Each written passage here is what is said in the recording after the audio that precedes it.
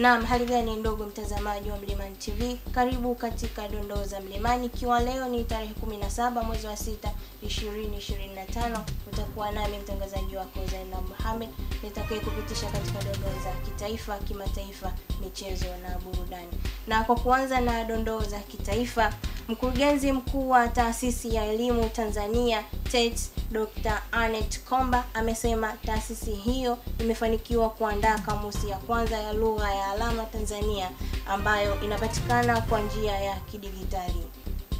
Kamusi hiyo imelenga kuimarisha ufundishaji wa wanafunzi wenye ulemavu wa kusikia kuanzia elimu ya awali hadi vyuo vikuu, ambapo wanafunzi wanaweza kutumia simu zao kuingia kwenye tovuti ya TET pamoja na application kwa kutumia kamusi hiyo.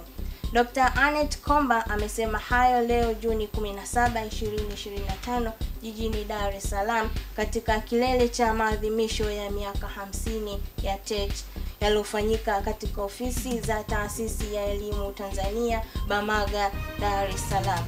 Kimataifa, wakazi wa kusini mwa Tel Aviv nchini Israel wamelazimika kujificha katika maeneo ya chini ya ardhi ya majengo yao ambayo ni mahususi kwa ajili ya maegesho ya magari kwa lengo la kujinusuru na mashambulizi ya Iran. Wakazi hao wamejihifadhi katika maeneo hayo huku mashambulizi ya Iran yakiendelea kusikika kutoka katika pande tofauti nchini humo.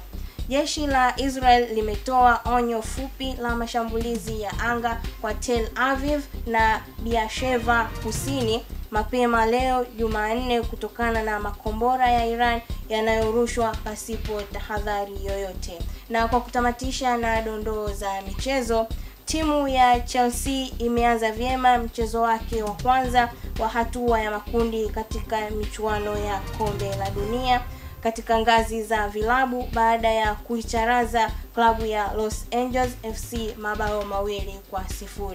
Mabao ya Chelsea yamefungwa na Pedro Neto pamoja na Enzo Fernandez, huku mchezaji aliyesajiliwa na Chelsea hivi karibuni Liam Delap akianza vyema na timu yake hiyo kwa kutoa pasi la goli 2 katika mchezo huo. Baada ya michezo hiyo, Chelsea imeshika nafasi ya pili ya kundi D katika michuano ya Kombe la Dunia vilabu ikiwa na alama sawa na Flamengo ambayo ipo kileleni mwa kundi hilo. Na huu ndio mwisho wa dondoo za Mlimani.